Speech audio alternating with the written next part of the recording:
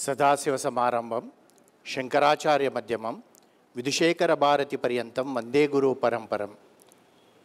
భారతీకరణాపాత్రం భారతీపదభూషణం భారతీపదమారూఢం భారతీ తీర్థమాశ్రయే. విద్యా వినయ సంపన్నం వీతరాగం వివేకినాం వందే వేదాంత తత్వజ్ఞం విధుశేఖర భారతి.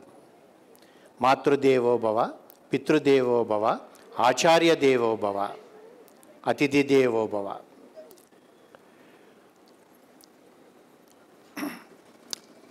ఈరోజు మనం ఇక్కడ అందరం కలిసి ఈ కార్తీక మాస వైశిష్టం గురించి తెలుసుకోవడానికని వచ్చాము. అయితే ఈ కార్తీక మాస వైశిష్టం కన్నా ముందు మనకు ప్రతి సంవత్సరం అనుకోండి మన కాలంలో రెండు ఆయనాలు ఉంటాయి. ఒకటి దక్షిణాయనము, ఒకటి ఉత్తరాయణం అని. ఉత్తరాయణమేమో సంక్రాంతి నుంచి మొదలుపెట్టి ఆషాఢ పౌర్ణమి వరకు ఉత్తరాయణ పుణ్యకాలం అంటారు. ఆషాఢ శుక్ల పౌర్ణమి నుంచి తిరిగి సంక్రమం వచ్చే వరకు దక్షిణాయన పుణ్యకాలం అంటారు. అయితే ఇందులో ఒకటి ఏంటంటే మనకు ఒక అపోహ ఉంది.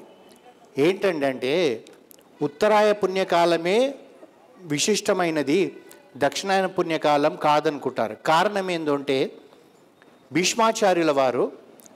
భీష్మాచార్యులకు ఒక వరం ఉంది, తన తండ్రి ఇచ్చింది. నువ్వు ఎప్పుడు అనుకుంటే అప్పుడే నీకు మృత్యు వస్తుందని. అయితే తను యుద్ధంలో పడిపోయినప్పుడు అంపశయ మీద ఉన్నప్పుడు కృష్ణుడితో ఏమంటాడంటే, నీ ఉత్తరాయ పుణ్యకాలం వచ్చినాకనే నా ప్రాణాన్ని వదులుతానంటాడు. దాన్ని మనం అలా తీసుకున్నాం. కానీ మీరు చూస్తే ఉత్తరాయ పుణ్యకాలంలో అన్ని శుభముహూర్తాలు ఉంటాయి, శంకుస్థాపనలు చేస్తారు, వివాహాలు చేస్తారు, కుంభాభిషేకాలు చేస్తారు. కానీ దక్షిణాయ పుణ్యకాలంలో మొదలుపెట్టినప్పుడు ఎలా ఉంటుందంటే, మీకు ఆషాఢ శుద్ధ పౌర్ణమి రోజు గురు పౌర్ణిమ మొదలవుతుంది.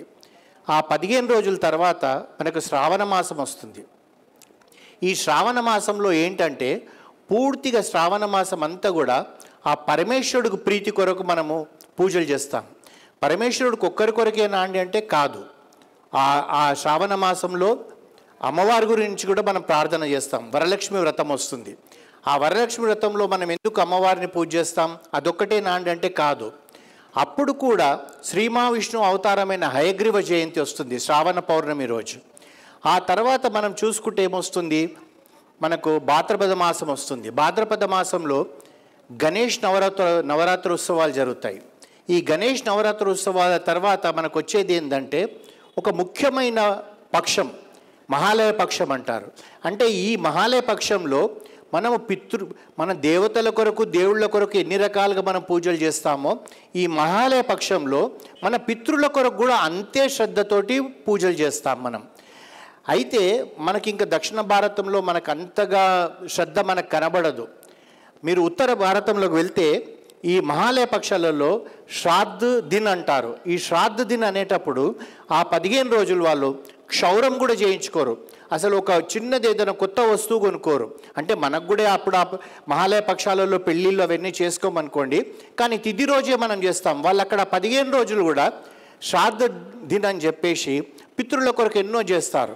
అంటే ఒక పక్కన మన దక్షిణ పుణ్యకాలంలో దేవతలను పూజ చేస్తున్నాము, తర్వాత పితృలను పూజ చేస్తున్నాం. ఆ తర్వాత ఆశ్వజ మాసంలోకి వచ్చేటప్పటికి ఏమవుతుంది, దేవీ నవరాత్రి ఉత్సవాలు వస్తున్నాయి. అంటే ఆ 9 రోజులు మనం అమ్మవారిని 9 ఎంతో శ్రద్ధతోటి మనం పూజలు చేస్తాం. ఆ తర్వాత కార్తీక మాసం వచ్చింది. ఈ కార్తీక మాసంలో ఏం చేస్తున్నాం మనము, శ్రావణ మాసంలోనేమో పూర్తిగా పరమేశ్వరుడినే మనం పూజ చేస్తున్నాం. ఈ కార్తీక మాసంలోకి వచ్చేటప్పటికి శ్రీ మహావిష్ణువుని దామోదర రూపంలో పూజ చేస్తున్నాము, అదేవిధంగా పరమేశ్వరుడిని పూజ చేస్తున్నాం.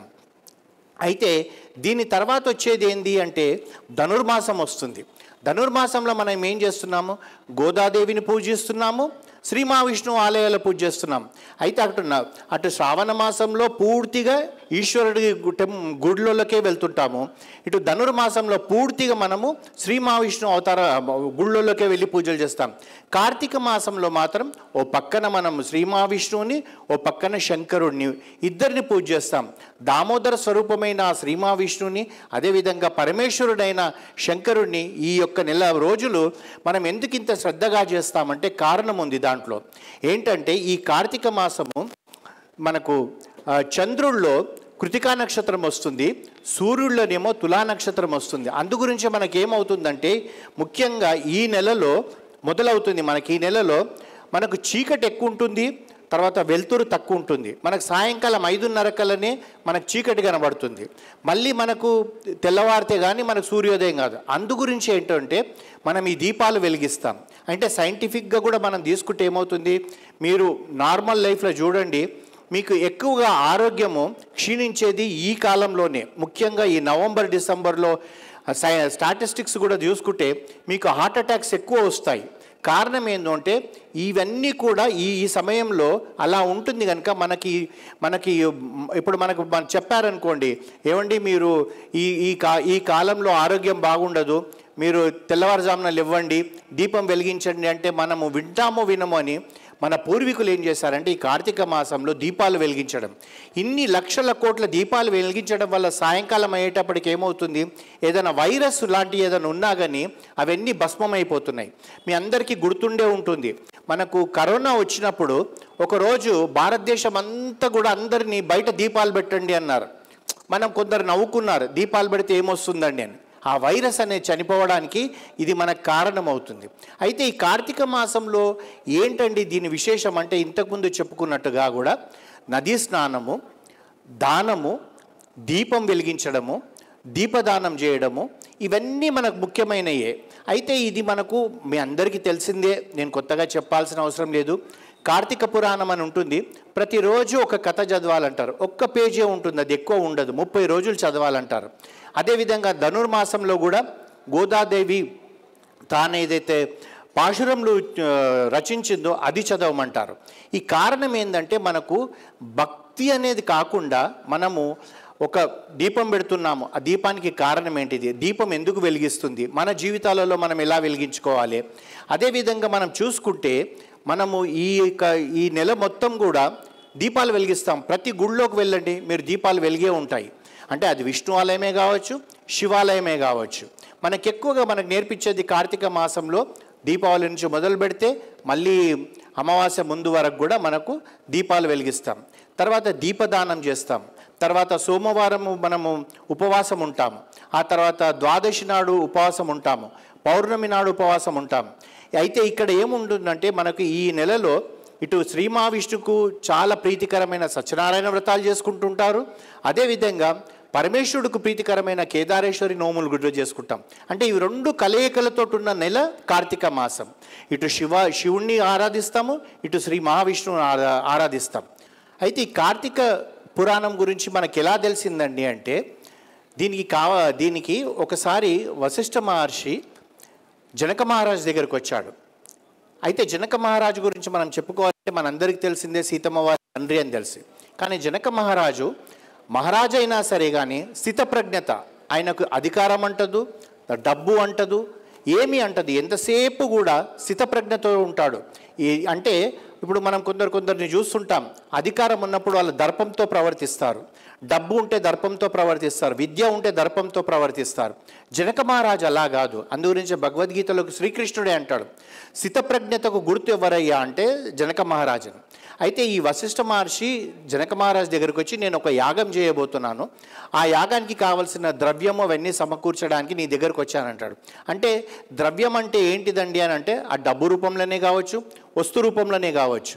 మనం కూడా చూస్తుంటాము, ఒక కార్యక్రమం జరిగిందనుకోండి, గణపతి ఉత్సవాలు జరుగుతున్నాయో లేకుంటే అమ్మవారి నవరాత్రి ఉత్సవాలు జరుగుతున్నాయో, అప్పుడు ఏమవుతుంది, మనకు దీనికి కావలసిన ఖర్చులు ప్రజలమైన మనమే ఇవ్వాలి. ఎందుకంటే ఇది లోక కళ్యాణం కొరకు జరిగేది, ఇది ఒక్కరి కొరకు జరిగేది కాదు. ఒక గుళ్ళో హోమం చేస్తున్నారనుకోండి, అది లోక కళ్యాణం కొరకు చేస్తుంటారు, అంతేగాని అక్కడున్న ఆ గుడి ధర్మాధికారి కొరకో లేకపోతే ఆ గుళ్ళో పనిచేసే వాళ్ళ కొరకు కాదు. మరి ఆ ద్రవ్యం ఎక్కడికేంచి వస్తుంది, మనలాంటి భక్తులందరూ కూడా తోచినంత, అంటే ఒకరు 1,00,000 ఇవ్వచ్చు, ఒకరు 1000 రూపాయలు ఇవ్వచ్చు. మనము ఒకరిని చూసి కాకుండా మన శక్తి మేరకు మనం ఆ ద్రవ్యానికి కావాల్సిన ఇవ్వాలి.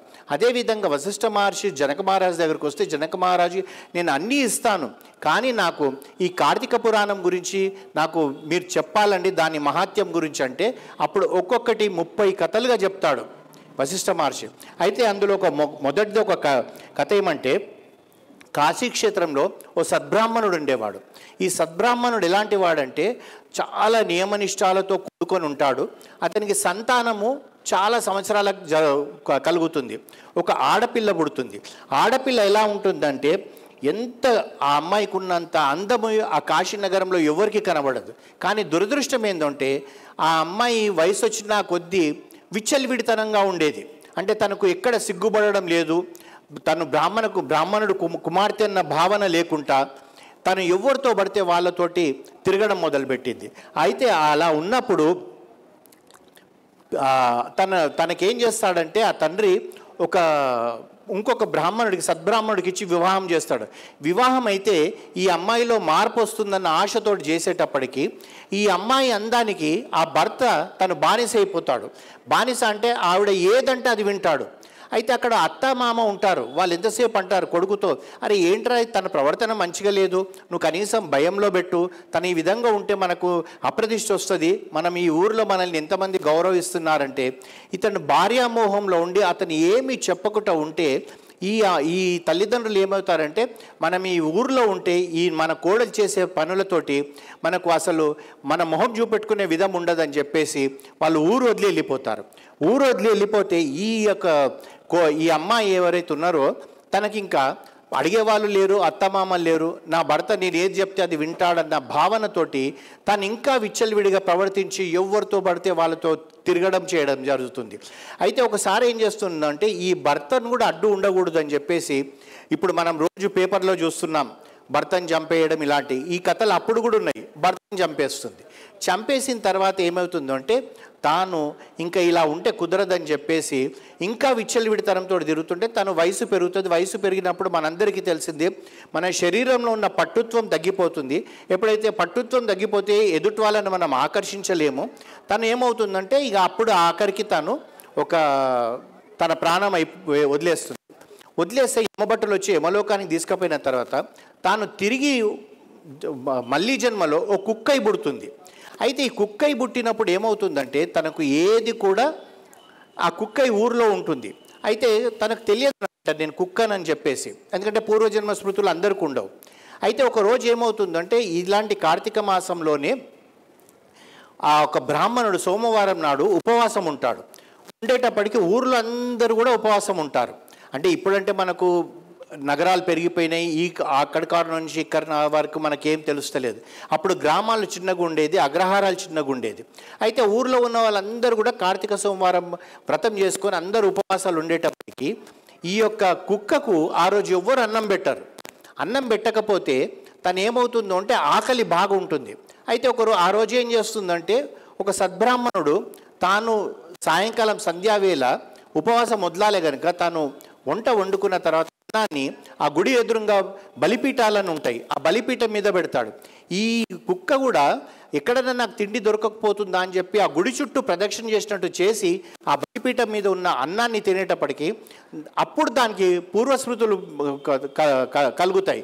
కలిగి ఓ నరిసేటప్పటికి ఈ బ్రాహ్మణుడు అర్థమవుతుంది ఇది ఎందుకో అరుస్తుందని చెప్పి ఆ కుక్కను అడుగుతాడనమాట. అసలు ఏంటిది నువ్వు అనేటప్పటికీ అప్పుడు తను చెప్తుంది, బ్రాహ్మణోత్తమ నేను చేసిన ఈ పాపాలన్నిటికీ కారణము నేను యవ్వనంలో ఉన్నప్పుడు ఇలాంటి విచ్చలవిడితనంగా తిరగడప్పటికీ నన్ను ఆ పరమేశ్వరుడు కుక్కగా జన్మ వచ్చింది. కానీ ఈ ఊరిలో మీలాంటి మహానుభావులు ఉండడం వల్ల నేను ఈరోజు ఉపవాసం ఉన్నాను. ఈ బలిపీఠం మీద ఉన్న భోజనాన్ని చేయడం వల్ల నాకు పూర్వస్మృతులు కలిగాయంటే అప్పుడు ఆ బ్రాహ్మణుడు ఏం చేస్తాడంటే ఆ ఈశ్వరుడిని ప్రార్థించి తను చేసిన పూజలకు ఏదైతే పుణ్యం ఉందో అందులో ఈ కుక్కకు కొద్దిగా దారపోసేటప్పటికి అప్పుడు ఇది మళ్ళీ మానవ జన్మెత్తుతుంది. అంటే ఒక సోమవారం పూజ ఒక కుక్క తెలిసి తెలియక ఉపవాసం ఉండి సాయంకాలం సంధ్యావేళ తర్వాతనే అది భోజనం చేస్తే దానికి శాప విమోచనం అయితే మనలాంటి వాళ్ళు మనకన్నీ తెలిసి ఉండి మనము ఉపవాసం ఉండి ఆ పరమేశ్వరుణ్ణి ధ్యానంతో మనం ఉంటే మన జీవితం ఎట్లుంటుందో ఒక్కసారి మనం ఆలోచించుకోవాలి. అందులోకి ఈ మానవ జన్మ ఎప్పుడు వచ్చిందండి మనకు ఎప్పుడు వస్తుందంటే మనం పూర్వజన్మలో ఏమైనా పాపాలు చేసి ఉంటాం, పూర్వజన్మలో ఏదో పుణ్యాలు చేసి ఉంటాం. పాపపుణ్యాలు సమానమైనప్పుడే ఆ పరమేశ్వరుడు అనుకోండి, శ్రీహరి అనుకోండి, మళ్ళీ మనకు మానవ జన్మ ఇచ్చి మనకేం చెప్తున్నారంటే ఈ జన్మలో నువ్వు అన్నీ మంచి కార్యాలు చెయ్యి, ఈ కార్యాలు చేస్తే నీకు మళ్ళీ తిరిగి ఉత్తమమైన జన్మ వస్తుంది. ఆ ఉత్తమమైన జన్మలో నువ్వు ఇంకా మంచి కార్యాలు చేస్తే నీకు మోక్షం వస్తుంది. ఎందుకంటే ఈ పుట్టడము చావడం అనే చక్రంలో మనం బంధింపబడితే మన జీవితకాలం అంతా ఇలాగే ఉంటుంది. అందులో ఏమంటే ఈశ్వరుడు సృష్టించిన ఈ సృష్టిలో 84 లక్షల జీవరాశులను సృష్టించాడు. అందులో మనిషి ఒకడు. అంటే ఒక కుక్కకు జన్మ ఇచ్చాడు, సృష్టించాడు, ఒక పందిని ఇచ్చాడు, ఒక పురుగుని ఇచ్చాడు, ఒక కీటకాన్ని ఇచ్చాడు. మనం రకరకాల ఉన్నాయి, మనకు తెలియదు. మనం ఇప్పుడు మా అందరికీ తెలుసు అనుకుంటాను నేను. మీరు శ్మశానంకు వెళ్తే భూమిలో కొన్ని కీటకాలు ఉంటాయి. ఆ కీటకము చనిపోయిన శవాన్ని మాత్రమే తింటుంది, బ్రతుకున్న దాన్ని తినదు. మనం భూమిలో పాతి పెట్టిన తర్వాత ఆ శవము ఓ 15 రోజులకో లేకపోతే నెల రోజులకో అది ఎక్కడ అదృశ్యమవుతుందంటే మనకు తెలియదు. కనీసం మనము ఈ దహనం చేస్తే మనకు తెలుసు ఎదురుగా అది దాన్ని కాలిపోతుందని.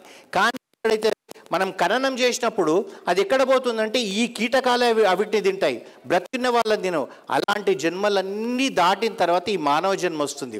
ఈ మానవ జన్మలో ఉన్న గొప్పతనం ఏంటంటే మనకు ఆలోచన ఒకటి ఉంది, వాక్ ఒకటి ఉంది. ఈ వాక్కుతోటి శ్రీహరి శ్రీహరి శ్రీహరి అనడమే మొదలు పెట్టాలి. ఈ మన ఆలోచనలో ఏ చెడు కూడా మనం ఆలోచించకూడదు. మానసికంగా కానివ్వండి, శారీరకంగా కానివ్వండి, వాచకంగా కానివ్వండి. ఎందుకంటే ఇప్పుడు మనము ఉంటాం మనం జీవితంలో. మనకన్నా ఒక బలవంతుడు మనతో గొడవ పడ్డాడు అనుకోండి, వాడిని నేను కొట్టలేను. కానీ నేను మానసికంగా నేనేం ఆలోచిస్తుంటాను, వాడికి యాక్సిడెంట్ కావాలనో లేకపోతే వాడు అక్కడ పడిపోయి చావాలనో ఇట్లాంటివి మనం ఆలోచిస్తాం. వాచకంగా ఏంటంటే నాకు మంచి వాయిస్ ఉందనుకోండి, వాడిని నేను పట్టుకొని తిట్టేస్తాను. అంటే ఇది పాపమే, అది బాగా బలం ఉందనుకోండి వాడితో కొట్లాడి వాడిని మూతి బగలగొట్టడమో చెయ్యిరగొట్టడమో చేస్తాం. ఈ పాపాలన్నీ చేయకుండా ఉండడమే మానవ జన్మ. అంటే మనం అనుకోవచ్చు, ఏమండి వాడు అవతల వ్యక్తి మనల్ని ఇంత హింస పెడుతుంటే మనం ఎందుకు ఊరుకోవాలని. మనం ఊరుకోవాల్సిన అవసరం లేదు. కృష్ణార్పితం అని చెప్పి మనం అంటే ఆ కర్మ అనేది తిరిగి వాడికి వస్తుంది. ఎప్పుడు వస్తుందో తెలియదు. రెండోది, నేను చేసిన పాపం నాకే తగులుతుందన్నది లేదు, నా పిల్లలకి నా తర్వాతి తరంకే తగలొచ్చు. అందుగురించే ఇక్కడ మనకు ఇంకొక కథలో ఒక విశేషమైనది ఏముందంటే మనకు కార్తీక మాసంలో కన్యాదానం చేయాలంటారు. కార్తీక మాసంలో ఎందుకండి అంత కన్యాదానం చేయాలంటారు? అన్ని మాసాలలోకి కార్తీక మాసంలో కన్యాదానం చేయాలంటారు, మాఘమాసంలో పెళ్ళి మంచిదండి అంటారు. కార్తీక మాసంలో కన్యాదానం చేసినప్పుడు ఏమవుతుందంటే ఆ వరుడి కాళ్ళు గడిగేటప్పుడు మనకు భావన ఏంది, మనకు పురాణాలు ఇతిహాసాలే చెప్తుంది, ఈశ్వరుడు లాంటి అల్లుడు మనకు వచ్చాడన్న నమ్మకంతో మనం చేస్తాం. మాఘమాసంలో చేస్తున్నప్పుడు మనకి ఎలా ఉంటుందంటే ఆ శ్రీహరే మన దగ్గరకు వచ్చాడు. అందుగురించే పెద్దవాడైన మామ చిన్నవాడి కాళ్ళు ఎందుకు గడుగుతున్నాడంటే అక్కడ అల్లుడు వాడేదో గొప్పవాడు నా బిడ్డను పెళ్లి చేసుకుంటున్నాడని కాదు, అతను శ్రీహరి, నా కూతురు లక్ష్మి, నా లక్ష్మిని నీకు ఇస్తున్నానన్న భావనతోటి అతని కాళ్ళు గడుగుతున్నాడు. అంతేగాని దాన్ని మన వాళ్ళు ఎలా తిప్పేశారంటే మగపిల్లవాడు తల్లిదండ్రులు అక్కడ ఆకాశంలో ఉంటారు, ఆడపిల్ల ఇక్కడ వాళ్ళు కాళ్ళు గడుగుతారు, కట్నాలు ఇస్తారు, అవన్నీ ఇస్తారు. అది తప్పు. మనం అక్కడ మన భావన ఏందో అంటే మనం పెళ్లి చేసేటప్పుడు కాళ్ళు గడి కన్యాదానం చేసేటప్పుడు ఆ వరుడి కాళ్ళు చూడకూడదు, ఆ వరుడి మొహం చూడకూడదు. మన మనసులో మనకు ఒకటే ఉండాలి, తిరుపతి వెంకటేశ్వర స్వామి కాళ్ళు గడుగుతున్నానో లేకుంటే భద్రాచల రామచంద్రమూర్తి కాళ్ళు గడుగుతున్నానో నా బిడ్డ సీతనిస్తున్నానన్న భావనతోటి మనం గడగాలి. అందుగురించే ఇక్కడ ఈ కార్తీక మాసంలో కన్యాదానం చేయడం విశేషం ఏంటంటే ఇక్కడ మనకు ఒక కథ చెప్తారండి. ఏంటిదంటే ఒక అతనికి మంచి 2 ఆడపిల్లలు పుడతారు. ఆడపిల్లలలో ఒక బాగా అందమైన అమ్మాయి ఉంటుంది, పెద్ద అమ్మాయి. అయితే ఆ అమ్మాయిని చూసి ఏమంటే మోహిస్తారు. ఒక పెద్ద ధనవంతుడు వచ్చి ఏం చేస్తాడంటే ఎదురు కట్నం ఇస్తాడు. ఈ అమ్మాయి వాళ్ళ తండ్రికి ఎదురు కట్నం ఇచ్చి కన్యాశుల్కం అనే వాళ్ళు ఇచ్చి వివాహం చేసుకుంటాడు. వివాహం చేసుకున్న తర్వాత ఇతనికి ఒక ఆశ పుడుతుంది. ఏమనంటే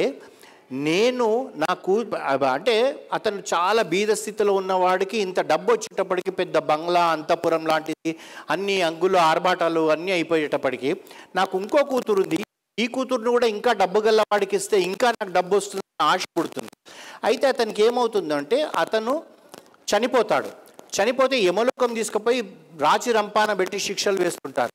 అయితే అప్పుడు అక్కడ అతనికి శిక్ష వేస్తుంటే ఏమవుతుందంటే మనకు అందు గురించే పెద్దవాళ్ళు చెప్తారు, ఇటు 7 తరాలు అటు 7 తరాలని. నేను చేసినది ఏ తప్పే కావచ్చు, ఒక పాపం కావచ్చు, నా వెనుకనున్న 7 తరాల నా తాతలు ముత్తాతలకు తగలొచ్చు, లేదా ముందు జనరేషన్లో 7 తరాలకు కూడా ఆ పాపం తగిలి వాళ్ళు శిక్ష అనుభవిస్తారు. అయితే ఎప్పుడైతే ఆ యమలోకంలో అతను అనుభవిస్తున్నప్పుడు యముడు ఏం చేస్తాడంటే వీడికి వేసే శిక్ష, ఎందుకంటే ఆడపిల్లను అమ్మి డబ్బు తీసుకున్నాడు కనుక వీడికి సరిపోతలేదని చెప్పి అతనికి ముందు 3 తరాలు 4 తరాల ముందు ఉన్న వాళ్ళ తాత ముత్తాతను అతన్ని కూడా పిలిచి అతనికి శిక్ష వేస్తుంటే అతను అంటాడు, నా జీవితంలో నేను ఎప్పుడు ఏ పాపం చేయలేదండి, మీరు నాకెందుకు శిక్ష వేస్తున్నా అంటే, నువ్వు చేయలేదయ్యా, నీ మునిమనుమడు చేసిండు, ఈ పని చేశాడు, ఈ పని చేయడం వల్ల ఇతని శిక్షలో అంటే అతనికి 10 కొరడా దెబ్బలు కొట్టాలంటే అతనికి 8 అతనికి కొడుతున్నాం, 2 కొడుతున్నామంటారు. అనేటప్పటికి తను అంటాడు, మరి దీన్ని ఏం చేయాలంటే ఒక పని చేస్తాము, నువ్వు చేసిన పుణ్యం ఎంతో ఉంది కనుక నిన్ను భూలోకానికి తిరిగి పంపుతాం, 1 నెల రోజులో 2 నెలలు అక్కడ ఉండు. ఈ ఏదైతే శిక్ష అనుభవిస్తున్న వాడికి 2వ కూతురు ఉంది కదా, ఆ 2వ కూతురికి కన్యాశుల్కం తీసుకోకుండా కాళ్ళు గడిగి కన్యాదానం చెయ్యి, అప్పుడు నీకు వచ్చే పుణ్యంతో నువ్వు ఈ యొక్క శిక్షకు దూరం అయిపోతావు. అంటే ఇతను మళ్ళీ భూమిపైన జన్మ ఇచ్చి మళ్ళీ అతను వాళ్ళ ఇంటికి వెళ్ళి ఆ కోడలు అనుకోండి 3 తరాల తర్వాత ఉన్న తనతో మాట్లాడి ఆ అమ్మాయికి ఆ కార్తీక మాసంలో అతనికి కన్యాదానం చేయడం వల్ల ఈ పాపం అనే దానికి ఈ ముక్తి లభిస్తుంది. అంటే చూడండి, అంటే ఎన్ని ఉన్నాయి మనకు, కానీ మనం ఏం చేస్తున్నాం ఈ రోజులలో, దాన్ని ప్రతిదీ కూడా ఒక రిచువల్స్ అని కూడా లేదు, ఒక షో మాదిరిగా చేస్తున్నాం. వివాహం అంటే మీకు మీ అందరికీ తెలిసిందే, నేను పెద్దగా చెప్పాల్సిన అవసరం లేదు, కానీ ఇక్కడ కూర్చున్నాను కనుక చెప్తున్నాను. మనకు ఒక సాంప్రదాయం ఉంది, ఒక వెదురు బుట్టలోనే మనం పెళ్లి కూతురుని తీసుకురావాలి. ఎందుకు వెదురు బుట్టలో తీసుకురావాలి? ఇప్పుడు మనం వెదురు బుట్ట మానేసేసాము, పల్లకీలలో తీసుకొస్తున్నాము. ఇంకా కొందరు డబ్బు గల్ల వాళ్ళైతే పెద్ద క్రెయిన్లో డెకరేషన్ చేసి ఆ క్రెయిన్ మీద నుంచి కిందికి దిగుతున్నారు. ఇంకొక వాళ్ళైతే ఇంకా దూరం ఉంటే హెలికాప్టర్లో నుంచి దింపుతున్నారు పెళ్లి కూతురుని పెళ్లి కొడుకును. కానీ పెళ్లి కూతురును వెదురు బుట్టలోనే ఎందుకు తీసుకురావాలంటే, మీరు చూడండి, మీ అందరికీ తెలిసిందే, మనం వెదురుకు ఒక మొక్క ఉంటుంది, మనం బ్యాంబో అంటాం కదా, ఆ వెదురు వచ్చేదే బ్యాంబో నుంచి. ఆ వెదురు బ్యాంబో ఒక్కటి మీరు నాటండి మీ ఇంట్లో, 5 సంవత్సరాల తర్వాత చూడండి మీ కాంపౌండ్ వాళ్ళంతా వెదురు పెరిగిపోతుంది. అంటే మనం ఇచ్చే మన అమ్మాయిని, మన వియ్యంకుడి ఇంటికి మనం అమ్మాయిని ఇస్తున్నప్పుడు ఆ వెదురు మాదిరిగా సంతాన ఉత్పత్తి కొరకు మనం పంపిస్తున్నాం. అంటే నా బిడ్డ నా వియ్యంకుడి ఇంటికి పోయి వాళ్ళ వంశాన్ని అభివృద్ధిలోకి తేవాలంటే అప్పుడు ఏం చేయాలి, నా బిడ్డకు ఒక కొడుకు పుట్టాలి, నా బిడ్డకు ఒక కూతురు పుట్టాలి. ఆ వెదురు మాదిరిగా అవుతుంది కనుకనే వెదురు బుట్టలో పెట్టి లక్ష్మీ అమ్మవారన్న భావనతోటి మనం తీసుకుంటున్నాం. అంటే ఇప్పుడు చాలా తగ్గిపోయింది ఈ వెదురు బుట్టలో తీసుకురావడం, ఇవన్నీ కూడా రకరకాలుగా తెస్తున్నారు. అలా కాదు, ఆ సాంప్రదాయాన్ని అలాగే పెట్టాలి. ఇప్పుడు మనం చాలాసార్లు చూస్తుంటామండి, అంటే ఇప్పుడు మీ అందరికీ తెలిసింది, ఇక్కడ ఉన్న వాళ్ళందరూ అమ్మలే. మన ఇంట్లో నా కూతురు పెద్దదైందనుకోండి, నాకు డబ్బు ఉంది కదా అని నేను వేరే విధంగా చేయను, ఆ గొంగళ్ళనే ఎందుకు కూర్చోబెడతాం? కారణం ఉంది. ఆ రోజులలో ఏమి తినాలో ఏమి తినకూడదని ఎందుకు చెప్తాము? కారణం ఉంది. సైంటిఫిక్గా కూడా కారణం ఉంది. అంటే ఏ నక్షత్రంలో అయ్యిందో కారణం ఉంది, దానికి మనం శాంతి చేయించడం కారణం ఉంది. ఇవన్నీ మనం వదిలేసి ఏమైపోయామంటే, అంటే బాగా డబ్బు రావడం వల్ల మన యొక్క సాంప్రదాయాలను పక్కకు జరిపేసి నా దగ్గర ఇంత ఉంది అని చూపెట్టుకోవడానికి చేస్తున్నాం. అలా చేయకూడదు. మనం పరమేశ్వరుడు మనకిచ్చిన అవకాశాన్ని ఏం చేయాలి, దాన్ని ఏ విధంగా మనం సద్వినియోగపరచుకోవాలి. మనకు డబ్బు ఇచ్చాడు, మనకు వాక్ ఇచ్చాడు. ఇంతకుముందే నేను చెప్పాను వాక్ ఇచ్చాడని. అయితే మనకు ప్రతిరోజు 24 గంటల సమయం ఈశ్వరుడు ఇచ్చినప్పుడు మనం ప్రతిరోజు గంటకు ఒక 2 నిమిషాలు మనం కేటాయిస్తున్నామా? గంటకు 2 నిమిషాలు అంటే మీ 24 గంటలలో ఎంత అవుతుంది? విష్ణు సహస్రనామమో లలిత సహస్రనామమో ఏదన్నా మనం పఠిస్తున్నామా అంటే పఠిస్తున్నామేమో, కానీ మనం పఠించేటప్పుడు మన బుర్ర ఇటుపోతుంది, లేదా ఆ టెలిఫోన్ వస్తుంది, సగం ఆపి మనం మాట్లాడతాం. మనం గుడికి వెళ్తున్నాం, ఈ మధ్యన చూస్తున్నాం గుళ్ళో కూడా ప్రదక్షిణ చేసేటప్పుడు కూడా ఫోన్ మాట్లాడుతున్నారు. మనం ఒక 20 సంవత్సరాల క్రితం మనం ఫోన్ లేనప్పుడు ఎలా ఉన్నాం? 90స్లో మనకు ఒక నల్ల ఫోన్ ఉంటుండే, అది గిర్రు అని తిప్పుతుంటాం. అది కూడా ఏంటిది, కాలనీలో ఒక్కరింట్లోనే ఉంటుండే. మరి అప్పుడు మనం బ్రతకలేదా అని అంటే బ్రతికినాం. ఇప్పుడు ఏంటంటే దీనికి బానిస అయిపోతున్నాం మనం. ఇవన్నీ పక్కన పెట్టుకోవాలి, పక్కన పెట్టుకొని మనం చేయాలి. ఇప్పుడు మనకి ఇక్కడ దీపదానం అంటున్నారు. నేను కొన్ని దగ్గర చూస్తున్నాను, ఉసిరి మీద దీపం పెడతారు, ఆ పంతుల దగ్గర పోతారు, చిన్న గిన్నెలో ఇంతే బియ్యం, ఎక్కువ కూడా పెట్టుకోరు కొందరు. ఆ బియ్యంలో ఇది పెట్టి ఆ పంతులకి ఇచ్చి దండం పెడతారు. ఏమంటే ఒక 5 కిలోల బియ్యం ఇవ్వలేమా సంవత్సరానికి ఒకసారి? అర్చకుడికి? అర్చకుడు ఎవరి మీద ఆధారపడుతున్నాడు? మన మీదనే ఆధారపడుతున్నాడు కదా. రెండోది మీరు ఆలోచించండి, ఒక బ్రాహ్మణుడు అర్చకుడు ఉన్నాడు అనుకోండి, అతని బలమంత ఏంది? అతను చదువుకున్న స్మార్థం అనుకోండి, వేదం అనుకోండి, అతను గొంతే. ఒక 60 సంవత్సరాల తర్వాత అతను గొంతు పనిచేయలేకపోతే, అతని ఇంటికాడ ఉంటే అతనికి రిటైర్మెంట్ అయిపోతుంది. అతనికి ఏమైనా పెన్షన్ వస్తుందా? గ్రాట్యుటీ వస్తుందా? ప్రావిడెంట్ ఫండ్ వస్తుందా? అతన్ని కాపాడుకోవాల్సిన బాధ్యత మనది. అయితే మనం ఏమైపోయాము? ఆ గుళ్ళోకి పోతే బ్రాహ్మణుడి మీద కామెంట్ చేయడము, లేకపోతే ఇంకొకటి కామెంట్ చేయడము. మనం అక్కడ పోయింది దేని కొరకు? ఆ గణపతిని చూడడానికి పోయామా? అమ్మవారిని చూడడానికి పోయామా? ఇవన్నీ చూడడానికి పోవాలా? అతను తప్పు చేశాడు అనుకోండి, ఆ పాపం అతనికి, మనకెందుకు? మనం అతనికి పిడికెడు ఇచ్చేటప్పుడు ఒక్కటే ఆలోచించుకొని ఇవ్వాలి, ఈశ్వర నువ్వు ఇచ్చిన దాంట్లో నేను ఇంత నీకు ఇస్తున్నానని చెప్పేసి అనుకుంటే సరిపోతుంది. కానీ మనం అంతా కూడా డైవర్ట్ అయిపోతున్నాం. అంతేకాకుండా ఇక్కడ మనకు ఈ కార్తీక మహాత్యంలో మనకేం చెప్తారంటే, ఏకాదశి రోజు ఉపవాసం ఉండమంటారు, ద్వాదశి రోజు పారణం చేయమంటారు. ద్వాదశి పారణం అంటే ఏంటంటే, మనకు ఇవాళంతా ఏకాదశి రోజు ఉపవాసం ఉంటాం. ఈ ఏకాదశి ఉపవాసం ఉండి ద్వాదశి రోజు పారణ చేయమంటారు. అంటే మనం దశమి రోజు మధ్యాహ్నం మాత్రమే భోజనం చేయాలి, తర్వాత ఏకాదశి అంతా ఉపవాసం ఉండాలి. దశమి రాత్రికి కూడా పండ్లు పలహారాలు టిఫిన్నే తీసుకోవాలి. ఏకాదశి రోజు కూడా మనకు శక్తి ఉంటే ఉదయం నుంచి రాత్రి వరకు ఏమీ తీసుకోకుండా ఉండి సూర్యాస్తమయం తర్వాత పళ్ళు లాంటివి తిని, ద్వాదశి రోజు సూర్యోదయం అయిన తర్వాత 45 నిమిషాలలోనే మనం భోజనం చేయాలి. అవకాశం ఉన్న ఇంట్లో ఒక ఉసిరి చెట్టు పెట్టుకొని, ఆ ఉసిరి చెట్టు కింద మనం ద్వాదశి రోజు ఉపవాసం వదిలితే, సాక్షాత్తు ఉసిరి అంటే దామోదరుడే, శ్రీ మహావిష్ణువే. అంటే శ్రీ మహావిష్ణువు నీడలో మనం ఉపవాసం వదిలిన వాళ్ళమవుతాం. అయితే దీనికి ఒకటి అంబరీషుడి కథ ఉంది. ఇది మనకు రామాయణంలో కూడా వస్తుంది, తర్వాత కార్తీక మాసంలో కూడా వస్తుంది. ఆయన శ్రీ మహావిష్ణువు మహాభక్తుడు అంబరీషుడు. ఆ అంబరీషుడు ఏంటంటే, తను ఎంత నిష్ఠతోటి ఉంటాడు. ఏకాదశి వ్రతం చేస్తాడు, ద్వాదశి వ్రతం చేస్తాడు. ఒకసారి ఏమవుతుందంటే, ఏకాదశి వ్రతం చేసిన తర్వాత అతను అంబరీష మహారాజు అతను ద్వాదశి రోజు ఉదయము పూజ అంతా అయిపోయిన తర్వాత దాన్ని పారణం అంటే ఉపవాసం వదలడం చేస్తామనుకున్న సమయంలో దుర్వాస మహాముని వస్తాడు. దుర్వాస మహాముని అంటే మనందరికీ తెలిసిందే, మహాకోపంతో ఉండే వ్యక్తి. ఆ దుర్వాస మహాముని వచ్చేటప్పటికి అంబరీషుడు సంతోషపడతాడు. ఎందుకంటే ఈరోజు నేను ఉపవాసం వదిలేటప్పుడు నాతో పాటు ఒక మహాముని వచ్చాడు, అతనికి నేను ఆతిథ్యం ఇవ్వబోతున్నాను, నా జన్మ ధన్యమైంది అనుకుంటాడు. అనుకొని, స్వామి మీరు వచ్చారు, ద్వాదశి పారాయణ చేయొచ్చండి అంటే, నేను వస్తాను, ఇప్పుడే నదికి వెళ్ళి స్నానం చేసి వస్తానంటాడు. అని అతను నదికి స్నానానికి వెళ్ళేటప్పటికి అతను ఆలస్యం అవుతుంది. ఇక్కడ ఏమవుతుంది, ఈ వ్రతము ఆ సూర్యోదయం అయిన తర్వాత 45 నిమిషాలలోనే ఉపవాసం వదలాలి.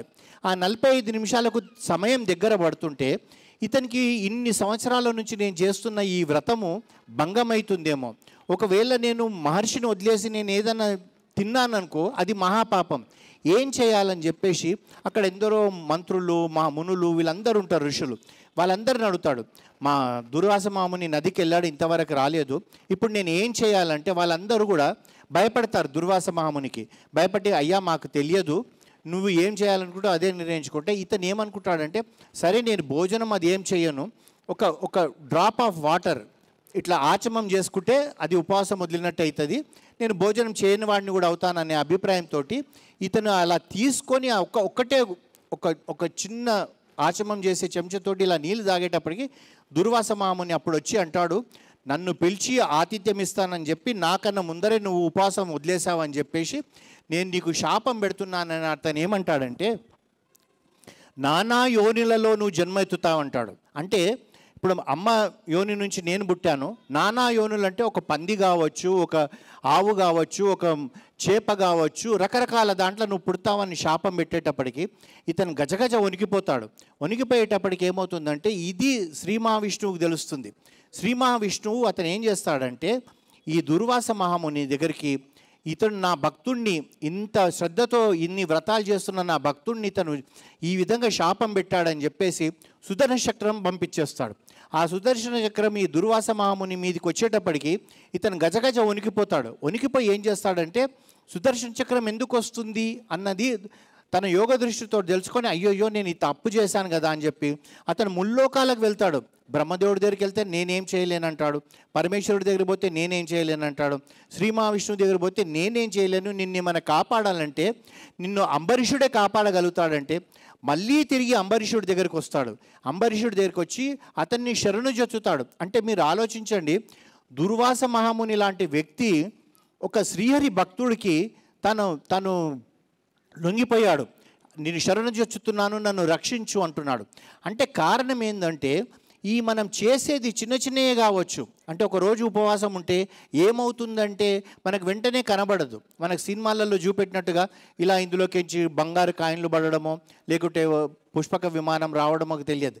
తర్వాత మన జీవితాలలో ఎంతో మార్పు తెస్తుంది.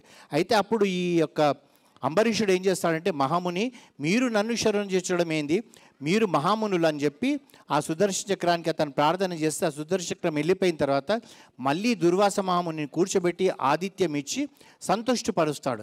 అంటే ఇవన్నీ మనకు చెప్పేదంతా ఒకటేనండి. మనము ఈ మానవ జన్మ వచ్చినందుకు మనం ఏ విధంగా ఉండాలి, ఈ జన్మను మనం వ్యర్థం చేసుకోకూడదు. మనం ఏం చేస్తున్నాము మన జీవితంలో మీరు ఒక్కసారి ఆలోచించండి. ప్రతిరోజు ఎంత సమయాన్ని మనం వ్యర్థం చేస్తున్నాము, ఆ సమయాన్ని మనం ఏ విధంగా ఉపయోగించుకోవాలి, దాంట్లో మంచి ఎంత ఉంది, చెడు ఎంత ఉంది. అంతేకాకుండా మనకేమంటారు పెద్దలు, ఇప్పుడు ఇక్కడ మనకు దానము అంటున్నారు. ఏమండి దానం నేనేం చేయాలండి, నేను అంత డబ్బు గల్ల వాళ్ళని కాదు, నేను 100 మందికి భోజనం పెట్టలేను లేదా అన్నదానం చేయలేను, ఇవన్నీ మనం అనుకుంటాం. మీరు అనుకోవడంలో తప్పు లేదు. కానీ ఇక్కడ ఉన్న వాళ్ళందరూ కూడా స్త్రీమూర్తులు ఉన్నారు. మీ అందరికీ నేను ఒక చిన్న విషయం చెప్తానండి. మీరు ప్రతిరోజు వంట వండుతారు కదా, భర్త కొరకే ఉండొచ్చు, పిల్లల కొరకే ఉండొచ్చు. మీరు కుక్కర్లో బియ్యం పోసేటప్పుడు ఒక పిడికెడు బియ్యం ఇంకొక ఖాళీ డబ్బాలో వేయండి. వారం తర్వాత చూడండి అది ఒక కేజీ అవుతుంది. ఆ 1 కేజీ బియ్యాన్ని మీరు ఆ రోజు పులిహోర అయినా చేయండి, లేదా సాంబార్ రైస్ అయినా చేయండి, లేదా మజ్జిగన్నమన్నా చేసి ఓ గుడి దగ్గర పోయి నలుగురికి తినిపియండి. ఆ 12 గంటలకు ఆకలితున్న వ్యక్తికి మనము అన్నం తినిపిస్తే అతను తృప్తి పడితే ముందు తరాలకు మీ పిల్లలకు ఏ రోజు అన్నంకు తక్కువ ఉండదు. రెండోది ఏమంటే, ఏ దానంలో కన్నా కూడా శ్రేష్టమైనది అన్నదానం అని ఎందుకంటారంటే, మీరు ఒక్కసారి ఆలోచించండి. మనమే ఒక దగ్గరికి పోయాం, ఒక పెళ్ళికే పోయాం లేదా ఒక విందుకే పోయాం. మనం ఎంత తింటాము? మన స్నేహితుడు ఎదురుగా ఉంటాడు అనుకుందాం, మనకు ఒక ముద్ద పెడతాడు, 2వ ముద్ద పెడతాడు, 3వ ముద్దకు వచ్చేటప్పటికి చాలా నిండిపోయిందిరా ఇంకా నేను తినలేనంటాను. అంటే అన్నదానంలో ఉన్నది ఏంటంటే తృప్తి, ఇంకా సరిపోయింది నాకు అంటారు. దానికి బదులుగా నా స్నేహితుడు, అరే నువ్వు మంచి ప్రవచనం చెప్పావయ్యా, నీకు ఒక 100 గజాల ల్యాండ్ నీకు దానం చేస్తానంటే నేను ఆలోచన ఎట్టుంటుంది, 100 ఇస్తే ఏం లాభము, 3 రూమ్లే వస్తాయి, కనీసం ఒక 300 గజాలు ఇస్తే ఇంకా బాగా కట్టుకుంటానేమో అనుకుంటాను. లేదా అతను నాకు ఒక వస్త్రం ఇచ్చిండు అనుకో, ఏంటబ్బా కాటన్ ఇచ్చాడు, అంత దూరంకించి వచ్చి నేను ప్రవచనం చెప్పాను, ఓ పట్టు తీస్తే ఏం పోతుంది అంటారు. పట్టు తీస్తే జరి అంచు బాగలేదన్న ఆలోచన ఉంటుంది. అదే మనకు అన్నదానం చేసేటప్పుడు పచ్చడన్నమైనా సరే 4 ముద్దల తర్వాత చాలమ్మ అంటాం, కడుపు నిండిపోతుంది. అందుగురించే మనము అవకాశం మనకి జీవితంలో ఇచ్చారు. మీరు ఎక్కువ ఏమి చేయలేరండి, వారానికి ఒక 4గురికి, నెలకు ఒక్కొక్కరికి. అంతేకాకుండా మీరు ఒక్కసారి ఆలోచించండి, మీరు రోజుకు ₹1, నెలకు ఎంత అవుతుంది? 30 రూపాయలు, సంవత్సరానికి ఎంత అవుతుంది? 360 రూపాయలు. ఆ 360 రూపాయలు ఒక గోవుకు తీసుకెళ్ళి మీరు దానికి గడ్డి పెట్టండి. ఈ కార్తీక పురాణంలో మనకి ఇది కూడా చెప్తారు, ఆంబోతును ఊరు మీద వదులమంటారు. మీరు పల్లెలలో ఉంటుంది, ఇప్పుడు మన దగ్గర కనబడతలేదు. ఆంబోతు అంటే ఏంది? మొగ ఆవు. ఆ ఆంబోతుకి ఏం చేస్తారంటే దానికి ఒక వేడిది ఒక స్టాంప్ లాంటిది వేసి ఇది ఊరి మీద వదులుతున్నామంటారు. ఎందుకండి ఆంబోతును ఊరి మీద వదలడం అంటే, సంతతి పెరగాలంటే ఆంబోతు ఉండాలి, ఆంబోతు లేకుంటే గోసంతతి పెరగదు. గోసంతతి పెరగడం వల్ల ఏమవుతుంది, మనకు ప్రకృతిలో మనకి ఇంబ్యాలెన్స్ కాకుండా ఉంటుంది, మనకు బ్యాలెన్సింగ్గా ఉండాలి. ఇప్పుడు ఇదొక్కటేనా అంటే ఒక సింహం కూడా అవసరమే, మనకు ఒక గోవు కూడా అవసరమే. కానీ గోవు వల్ల మనకేంది, ఎన్నో ఉపయోగాలు ఉన్నాయి. కనుక ఊర్లలో ఆంబోతును ఊరి మీద వదిలేసేటప్పటికి తాను ఆ సమయం వాళ్ళకు మనుషులకు తర్వాత ప్రకృతిలో ఉన్న వేరే అన్నిటికీ కూడా తేడా ఏంటిదంటే, ఈశ్వరుడు మనకి ఇంతకుముందు చెప్పుకున్నట్టు కూడా జ్ఞానం ఇచ్చాడు. ఈ జ్ఞానం వల్ల నేనేం ఆలోచించాలి అంటే, నేను 360 రోజులు 24 గంటలు నాకు ఎప్పుడంటే అప్పుడు కామదృష్టితో నేను ఎవరినన్నా చూడగలుగుతాను, కామం కొరకు వెళ్ళగలుగుతాను. కానీ జంతువులు అలా కాదు, దానికి ఒక సీజన్ లాంటిది ఉంటుంది. ఆ 2 నెలలు 4 నెలలే అవి సంతానోత్పత్తికి పనిచేస్తాయి. అయితే మనకి ఈ ఆలోచన ఇచ్చి ఏం చెప్తున్నాడు పరమేశ్వరుడు, ఒరే నీకు నేను ఆలోచన ఇచ్చాను, నువ్వు 365 రోజులు కూడా నువ్వు కామదృష్టితో చూడడానికి నీకు అవకాశం ఉన్నా నువ్వు అలా చేయకూడదు అంటాడు. అందుగురించి ఏంటంటే ఇంతకుముందు మీరు చూసుకుంటే ఒక రాముడు ఒక్క సీతని ఎందుకండి, రాజు అతను, వాళ్ళ తండ్రి దశరథ మహారాజుకు 350 మంది రాణులుండే, రావణాసురుడికి 3500 మంది. పోనీ అప్పుడే కాదండి, శ్రీకృష్ణదేవరాయలనే చూసుకోండి 8 మంది భార్యలు. మరి రాముడే ఒక్క భార్యతో ఎందుకున్నాడంటే ఒక మానవుడు ఏ విధంగా ఉండాలని. దాన్ని అంటారు కదా వివాహం సమయంలో ధర్మేచ అర్ధేచ కామేచ మోక్షేచ అంటారు. అంటే ధర్మంతో కూడుకున్న సంపద నీకు ఉండాలి, ధర్మంతో కూడుకున్న కామం ఉండాలంటే కోరికలు, స్త్రీ మీదనే కోరిక కావచ్చు, లేదా మనం ఏం చేస్తున్నాము ఇప్పుడు నా ఇల్లు చిన్నదైనా పర్వాలే, మా పక్కింటి వాళ్ళ ఇంట్లో 55 ఇంచెస్ టీవీ ఉంటే నేను 55దే పెట్టుకోవాలి, పట్టకపోయినా అందులో ఇరికిస్తాను, అవసరమా అని కూడా లేదు, దాని కొరకు ఇన్స్టాల్మెంట్లు కడతాను, లేని ప్రాబ్లమ్స్ తెచ్చుకుంటాను. మన కామం అంటే ఏంది, కోరిక ఎంత ఉండాలో అంతనే ఉండాలి.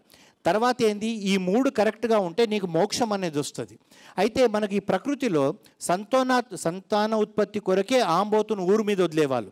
ఆ ఆంబోతు ఊర్లో తిరగడం వల్ల ఏంటంటే గోవులు పెరిగేది. ఇప్పుడు పల్లెలలో చూడండి మనకు గోవులు కనబడతలేవు. ఇప్పుడు ఏం చేస్తున్నాం మనము, గోశాలలలో వెళ్ళి చూస్తున్నాం.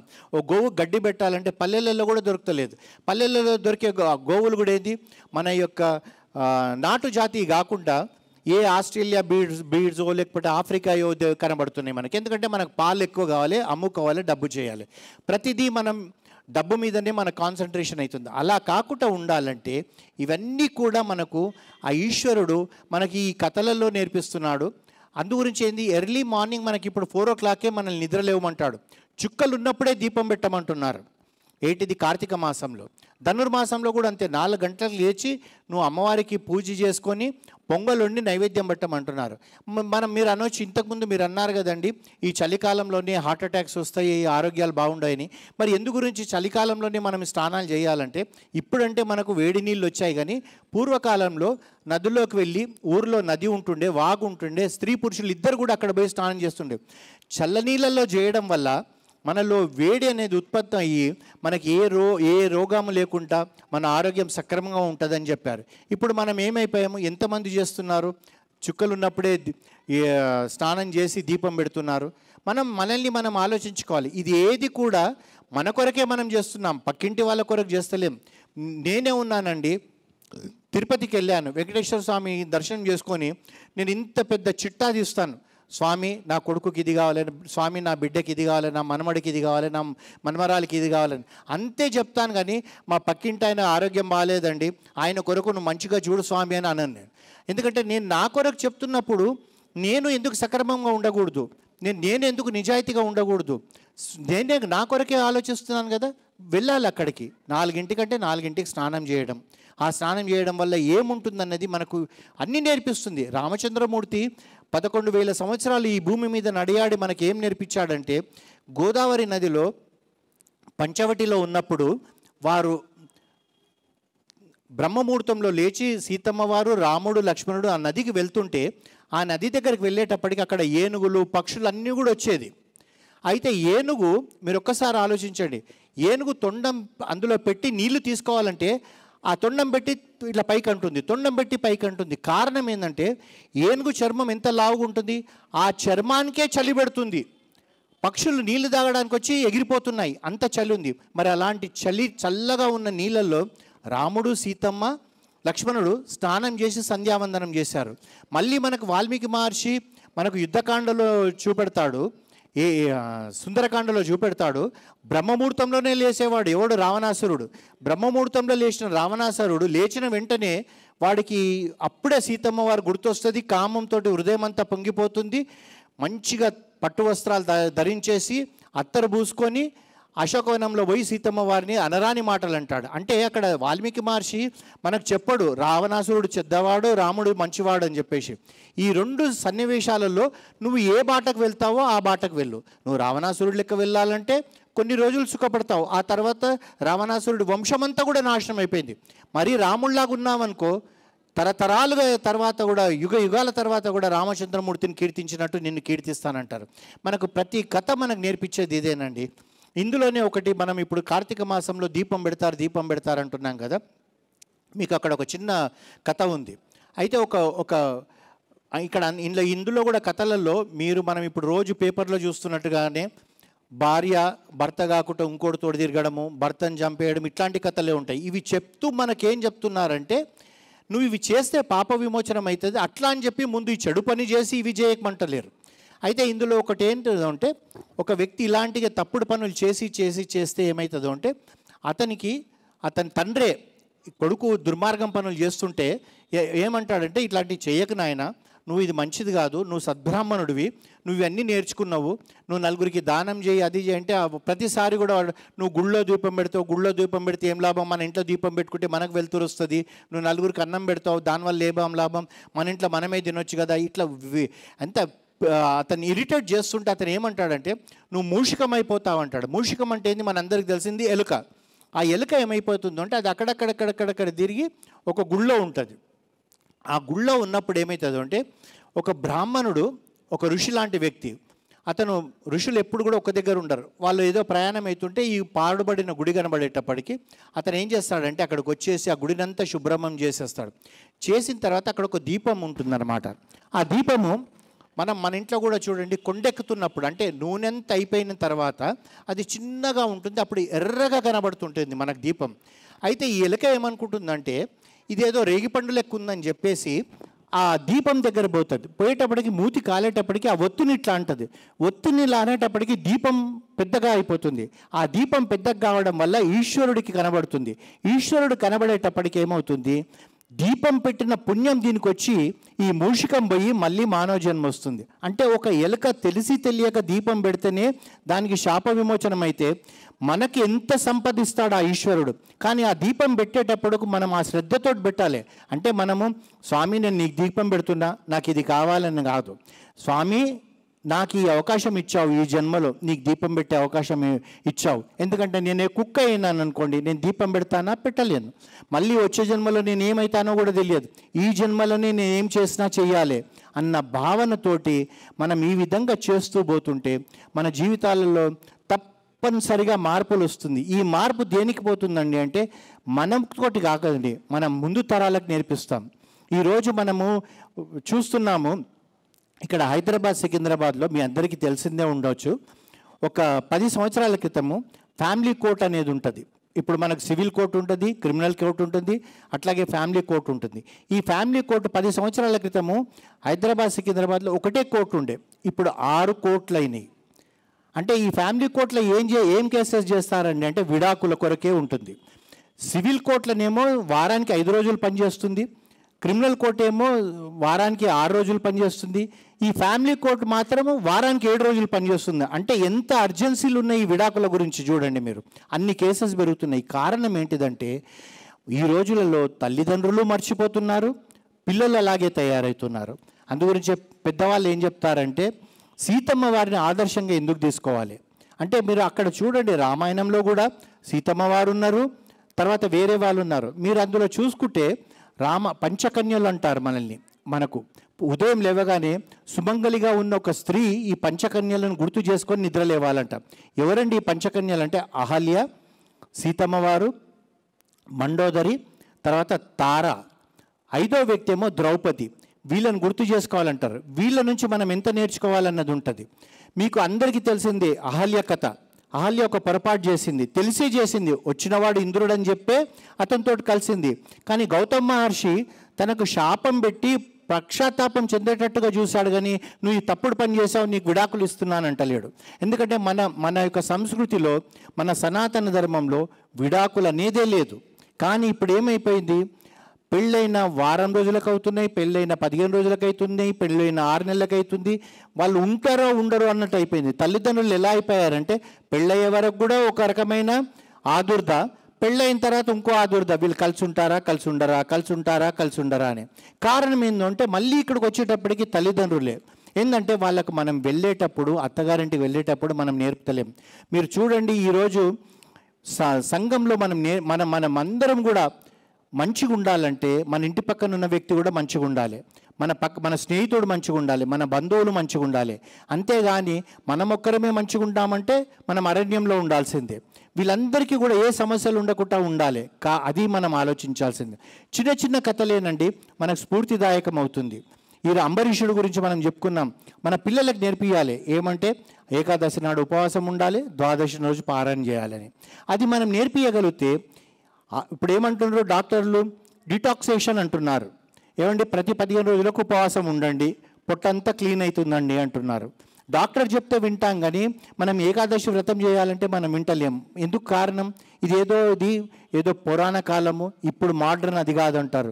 మీరు చూడండి, ఇవాళ మనం చూస్తున్నాము 70% జనాభా మినిమం 80 కిలోల నుంచి 110 కిలోల శరీరంతో ఉన్నారు. కారణం ఏంటిది అంటే ఈ డిటాక్సేషన్ లేకపోవడమో, లేకపోతే కనబడ్డ ప్రతిదీ తినడమో. అంతకుముందు ఎందుకు లేకుండే? ఒక 30 సంవత్సరాల క్రితం ఎందుకు లేకుండే? అప్పుడు మనం ఒక పద్ధతితో ఉండేవాళ్ళం, ఇంట్లోనే భోంచేసేవాళ్ళం.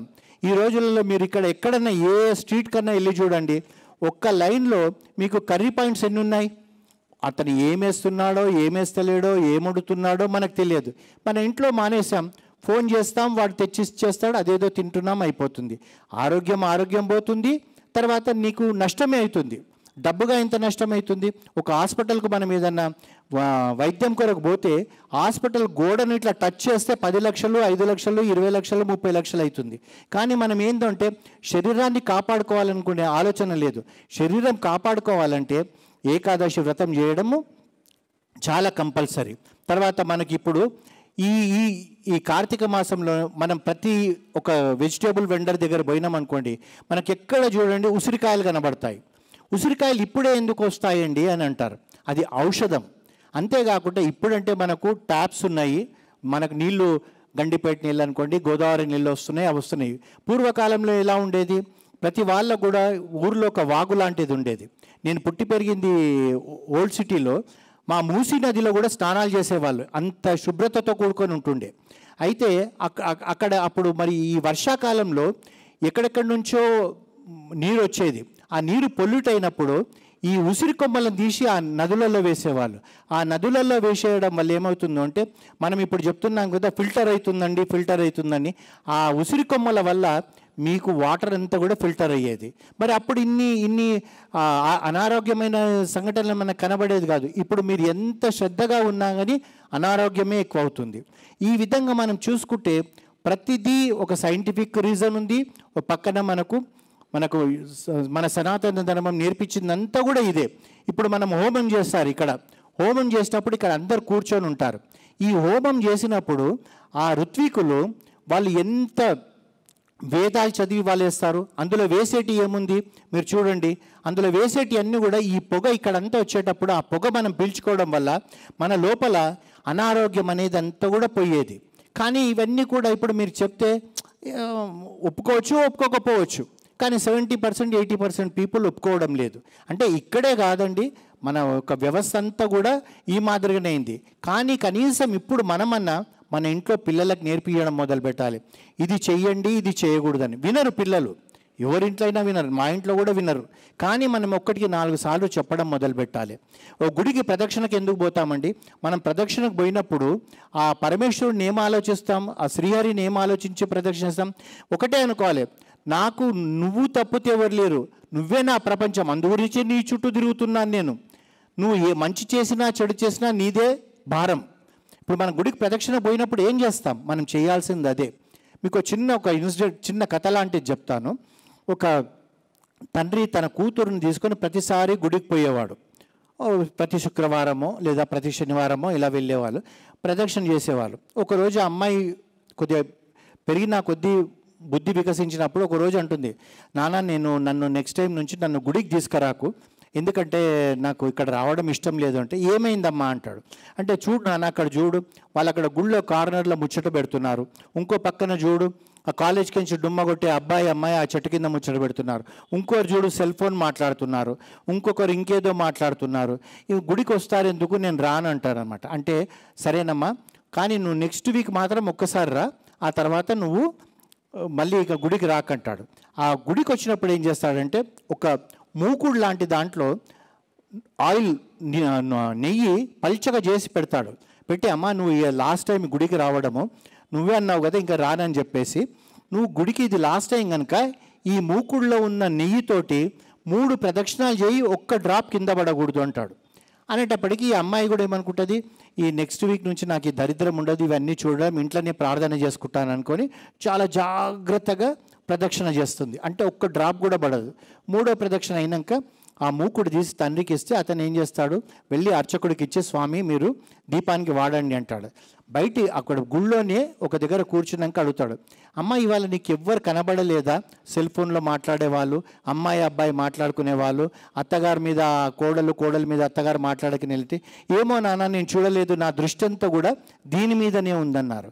అంటే ఈ మన దృష్టి కూడా ఆ గుడిలోకి వెళ్ళినప్పుడు ఆ పరమేశ్వరుడి మీదనే ఉండాలి, లేదా ఆ శ్రీహరి మీదనే ఉండాలి.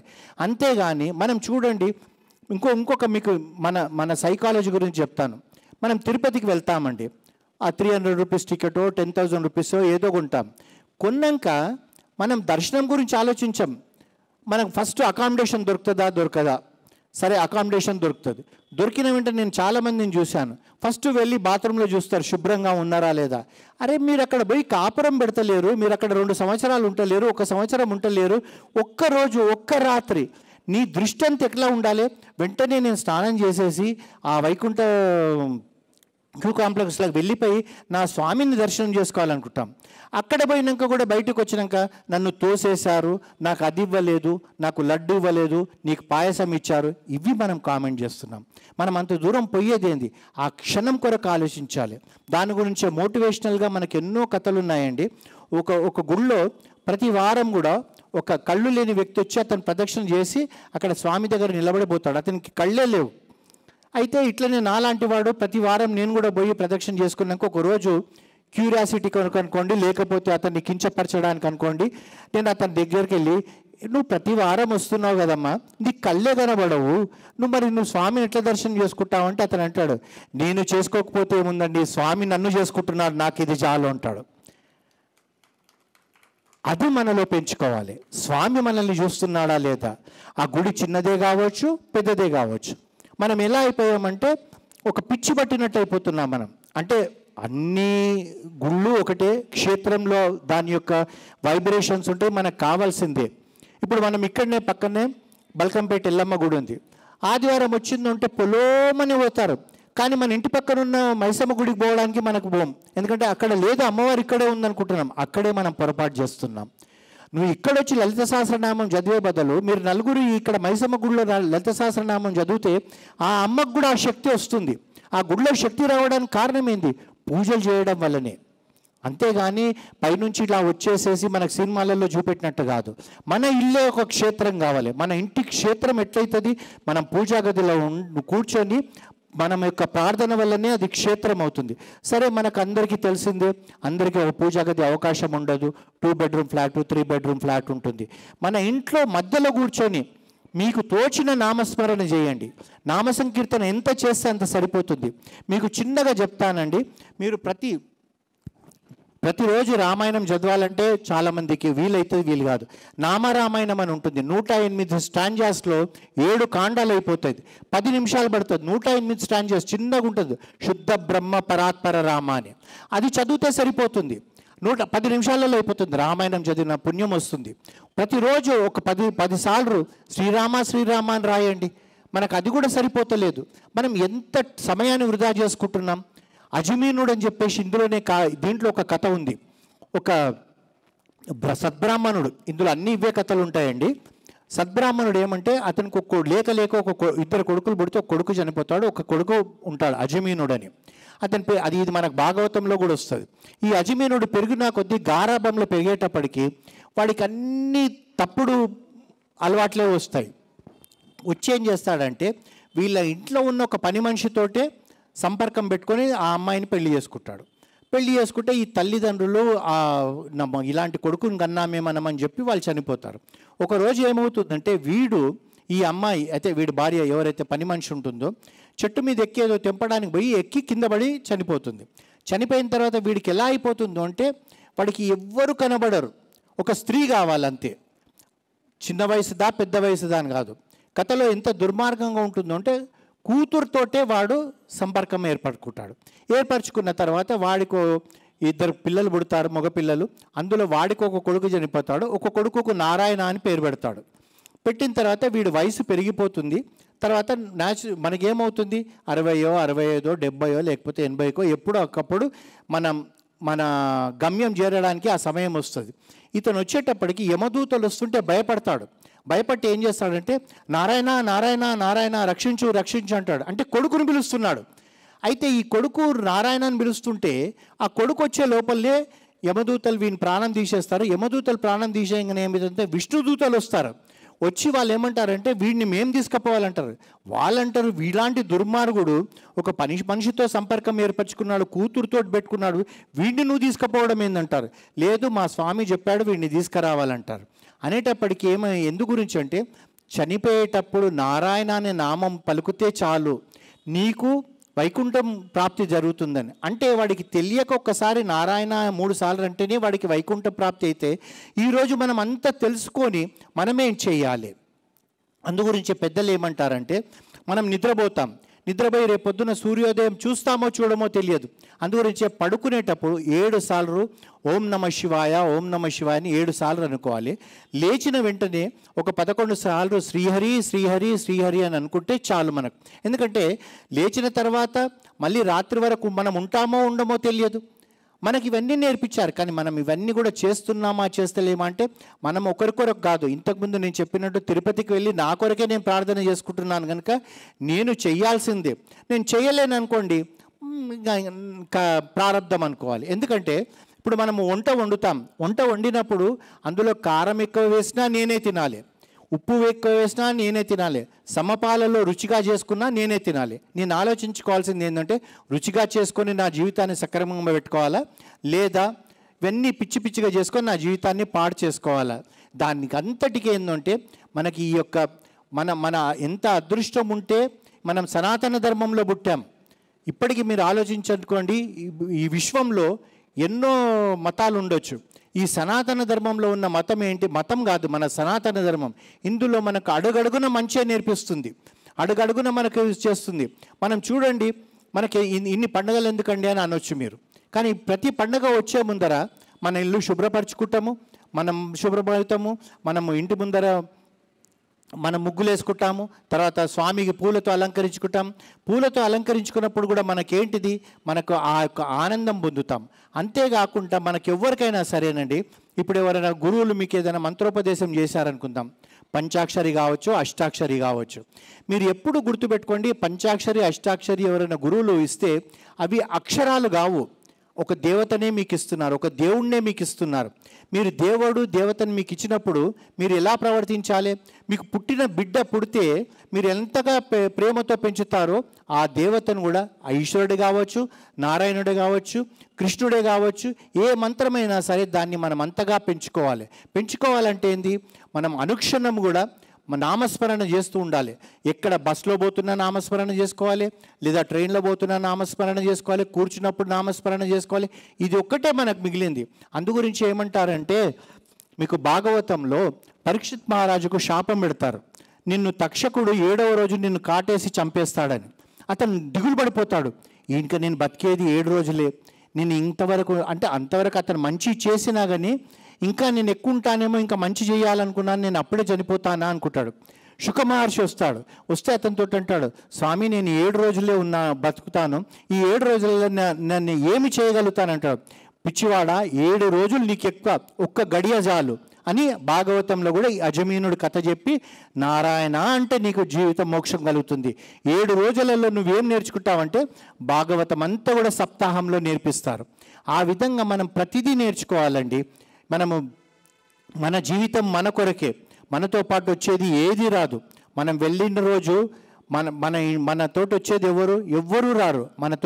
మనం వెళ్తున్నప్పుడు ఆ స్వామి మనల్ని తీసుకుపోతున్నప్పుడు మన మంచి చెడు మాత్రమే మనకు వస్తుంది. మంచి చేయడానికే మనం ప్రయత్నం చేయాలి. చిన్నగా చేయండి, పెద్దగా చేయొద్దు. మా గురువులు జగద్గురువులు శృంగేరి శంకరాచార్యులు శ్రీ భారతీ తీర్థ మహాస్వామి వారు మాకు ఎప్పుడు ఏం చెప్తారంటే, ఒక మంచి చేయంటే నాలాంటి వాడు గురుగారు మంచి అంటే ఏం చేయాలి, నా దగ్గర డబ్బు లేదు ఏం లేదంటాను. అంటే మీరు డబ్బు లేకున్నా పర్వాలేదు. నేను ఇలా బయటికి వెళ్ళాను అనుకోండి, ఒక వ్యక్తి వచ్చి సార్ మైత్రివనం ఎక్కడ పోవాలంటే ఇలా పోయి లెఫ్ట్కి పొండి మైత్రివనం వస్తుందని చెప్తే అది మంచిది. ఈరోజు మన మంచి పని అదే. నాకు తెలియకపోక మీరు ఇలా పొండి అలా పొండి ఆ గురుద్వారం నుంచి పొండి అని నేను తప్పుదోవ చూపెట్టాను అనుకోండి, అది నాకు పాపం కిందనే వస్తుంది. నాకు తెలియదండి, ఇంకొక వ్యక్తిని అడగండి అంటే కూడా మంచి. ఒక చిన్న దారి చూపెట్టండి, ఒక గ్లాస్ మంచినీళ్ళు దాహం తీర్చండి, అదే మంచితనం. మనం ఒక గుడికి పోతాం, చాలామందిని మనం చూస్తుంటాం, మీరు కూడా ఎప్పుడైనా అబ్జర్వ్ చేస్తుంటారు, గుడి దగ్గర యాచకులు ఉంటారు. ఆ యాచకులు ఎవరండి? మన ఇంటికి వచ్చి ఒకరు పొద్దున్నే అడుగుతారు, అమ్మా కొద్దిగా అన్నం వేయండి అని. యాచకుడు కాదు, ఆ యాచకుడు మనకు గురువు లాంటి వ్యక్తి. అతను మనకు వచ్చి ఏం చెప్తున్నాడంటే, అయ్యా పూర్వజన్మలో నేను ఎవ్వరికీ ఏమీ పెట్టలేదు, ఈరోజు నేను ఆకలితో అలమటిస్తున్నాను. పూర్వజన్మలో నువ్వు పెట్టావు, మళ్ళీ నువ్వు ఇప్పుడు ఇచ్చే చెయ్యి నీది, పుచ్చుకునే చెయ్యి నాది. నువ్వు ఈ జన్మలో కూడా ఇచ్చావనుకో, మళ్ళీ వచ్చే జన్మలో కూడా ఇచ్చే నీకు శక్తి వస్తుందని చెప్తున్నాడు. ఒక యాచకుడిని గురువుగా భావించండి. మనం ఏం చేస్తాము, గుడి దగ్గర పోయినప్పుడు మెట్ల మీద యాచకులు ఉంటే అతనికి మనం ఒక 10 రూపాయి కాయినో ఏదో ఇలా దూరంకించి విసిరివేస్తాం. అలా చేయకండి. మనం దగ్గర పోయి అయ్యా ఇది తీసుకొని ఇవ్వండి. అతని లోపల అతని కళ్ళల్లో చూడండి ఎంత సంతోషం ఉంటుందో. మనం ఇలా పడేస్తే అతని మనసు చివుక్కుమంటుంది, ఈశ్వర నాకు ఈ జన్మ ఇచ్చినావు, ఇచ్చేవాడేమో నా మొహం మీద రూపాయి కొడుతున్నాడు అనుకుంటాడు. మీరు ప్రేమతో ఇవ్వండి, అంతేకాకుండా సిగ్గుపడుతూ ఇవ్వండి. ఈశ్వర నాకు 1 రూపాయి ఇచ్చే శక్తి ఇచ్చావయ్యా, నాకు 10 రూపాయలు ఇచ్చే శక్తి ఇచ్చినుంటే ఈ 10 మందికి ఇచ్చేవాడిని కదా అని సిగ్గుపడి ఇవ్వాలి. మనకు భగవంతుడు ఇచ్చిన ఈ జన్మను మనం పూర్తిగా మన స్వార్థం కొరకు కాకుండా మనం వీలైనంత మటుకు ఒకరితో పోటీ పడకూడదు. అతను తిరుపతిలో 1 కోటి రూపాయల అన్నదానంకి ఇచ్చాడు, సంతోషం. మనం 1,000 రూపాయలే ఇస్తాం. అందుగురించి తిరుపతి గురించి ఏమంటారంటే, తిరుపతిలో మీరు కందిపప్పు ఒక్క బద్ద, కందిపప్పు ఉంటుంది కదా, అందులో ఒక్క బద్ద అంటారు మనల్ని. ఆ ఒక్క బద్ద అక్కడ నువ్వు ఎవరికైనా దానం చేస్తే కొన్ని మీ యొక్క వంశానికి భోజనానికి ఏమీ లేదంటారు. అంటే ఒక బద్దకు మనం ఏంటది, మనం పోయి అక్కడ 100 రూపాయలు అయితే అన్నదానంకి వెళ్ళాం. మన జీవితంలో కనీసం ఒక 5,000 అయితే అన్నదానం ట్రస్ట్కి కట్టవచ్చు. పోనీ అక్కడే ఎందుకండి అనుకుంటే ఇక్కడే ఏదైనా గుడి దగ్గర కట్టండి, సంవత్సర కాలం వాళ్ళకి ఏదైనా ఇస్తారు. ఇది మనం నేర్చుకోవాలి. అన్నిటికన్నా ముఖ్యము, మనకి జన్మ ఇచ్చినందుకు ఇలాంటి కార్యక్రమాలలో మనం పాల్గొని మనకు వీలైనంత మటుకు మంచి చేస్తూ పోవాలి. దీపం వెలిగించడం వల్ల దారి చూపెట్టిన వాళ్ళం అవుతాం. ఆ దారి చూపెట్టడానికే ఈ దీపం గురించి మనకు చెప్తున్నారు. ఇదొక్కటే కాదు, మనకి ఇందులో కార్తీక మాసం పురాణాల్లో చెప్పేదంతా కూడా ఏంటంటే నామస్మరణ, స్నానము, జపము, దీపము, దీపదానము, తర్వాత మన వీలైనంత మటుకు ఎవరికైనా మన ఇక్కడ మనకి ఎంత వస్తే అంతే ఇవ్వండి, ఎక్కువ కాదు. ఇంతకుముందు చెప్పినట్టుగా ఇక్కడ అమ్మలందరూ ఉన్నారు, మీరు రేపటి నుంచే మీరు భోజనం మీ ఇంట్లో వాళ్ళకు వండేటప్పుడు పిడికడ బియ్యం తీసుకొని పక్క డబ్బాలో వేయండి. వారానికి కేజీ అవుతుంది. దాన్ని పులిహోర చేయండి, సాంబార్ రైస్ అన్న చేయండి, మజ్జిగ రైస్ అన్న చేయండి, ఒక 4గురికి పెట్టండి. మాకు ఇక్కడ ఎవ్వరు లేరండి, గుళ్ళు దగ్గర లేవండి అంటారు, పర్వాలేదు, అక్కడ రోడ్డు మీద ఉన్న ఒక కుక్కకు పెట్టండి చాలు. అది ఆ కాలభైరవుడే మనల్ని రక్షిస్తాడు. ప్రతి దాంట్లో మనకున్న అవకాశం ఏంటంటే, ఇంతకుముందు నేను చెప్పాను కదా, అంబరీషుడిని దుర్వాస మాముని ఏమంటాడంటే నానా యోనులలో నువ్వు పుడతావంటాడు. శ్రీ మహావిష్ణువు ఏమంటాడంటే నా భక్తుడికి ఆ శాపం తగలదు, నాకు తగులుతుంది అని చెప్పి తను ఒక చేపగా పుట్టాడు, తను ఒక కూర్మంగా పుట్టాడు, తను ఒక పందిగా పుట్టాడు, తర్వాత మానవుడిగా పుట్టాడు. అందుగురించి మన లోపల ఉన్న మన సంస్కృతిలో ఉన్న గొప్పతనం ఏంటంటే, ఒక కుక్కను చూస్తే కాలభైరుడిగా భావిస్తాం మనం, ఒక చేపను చూస్తే శ్రీ మహావిష్ణువుగా భావిస్తాం మనం. ఇది మనకు జన్మకు ఈశ్వరుడు ఇచ్చిన అవకాశాన్ని, ఈ అవకాశాన్ని సద్వినియోగపరచుకుందాం. నాకు ఈ అవకాశం ఇచ్చి ఈ 4 మాటలు చెప్పడానికి నాకు సమయం ఇచ్చినందుకు మీ అందరికీ కూడా కృతజ్ఞతలు. జై శ్రీరామ్.